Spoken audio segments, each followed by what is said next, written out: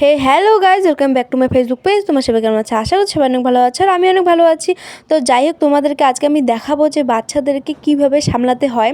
তো যাই হোক, আমি চলে এসেছিলাম দিদিবি, তোমরা অলরেডি সবাই জানো, এবং আমি লং ভিডিওতে আপলোড করে দিয়েছি। যারা যারা দেখো নি এখন আমার ফেসবুক পেজে গিয়ে দেখেও আসো, আর যারা যারা এখন ইউটিউব ভিডিওটা দেখো নি তারা যাও আর আর পুচকি ব্লগ, তো ওখানে গিয়ে তোমরা সার্চ করে দেখে আসতেই পারো।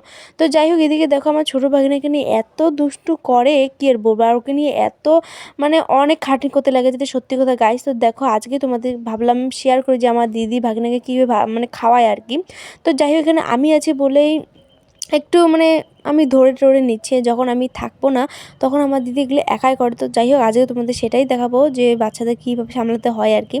তো গাইজ দেখো, প্রথমেই দেখো এখানে গাড়িতে বসে খাওয়াচ্ছে, তাও খায় না।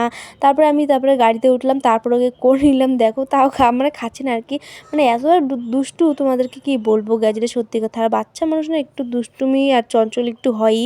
তার মধ্যে এবার ছেলে বাচ্চা ছেলে বাচ্চা আর কি। তো যাই হোক, তো আর আমি একটা ভিডিওতে দিয়েছিলাম, আমার একটা ভাগিনের ভিডিও দিয়েছিলাম, ছোট্ট শর্ট ভিডিও। সেখানে ভাগিনের দাঁত হয়েছে, তোমাদেরকে দিয়েছিলাম। এখানে অনেক ধরনের অনেক কমেন্ট করেছে, অনেক কিছু বলেছে। তো যাই হোক গাইজ, তোমাদেরকে অসংখ্য ধন্যবাদ, তোমরা যদি পাশে না থাকতে আর কি। তো এতটা পথ আসতামও না, আর অনেক অনেক সাপোর্ট পেয়েছি তোমাদের থেকে। তো যাই হোক, দেখো ভাগিনাকে ওদিকে পাচ্ছি না সামলাতে, একটু আমিও নিলাম। আর এটা হচ্ছে ট্রেনিং গান একটা চলছে। তো দেখো গাইজ, এখন হচ্ছে খাওয়া বলতে কি খাওয়া শেষই। তো যাই হোক, তোমরা একটু কমেন্ট করে জানাবে যে বাচ্চাদেরকে কীভাবে সামলাতে হয়। তো যাই হোক, আমার দিদি এইভাবে সামলায়।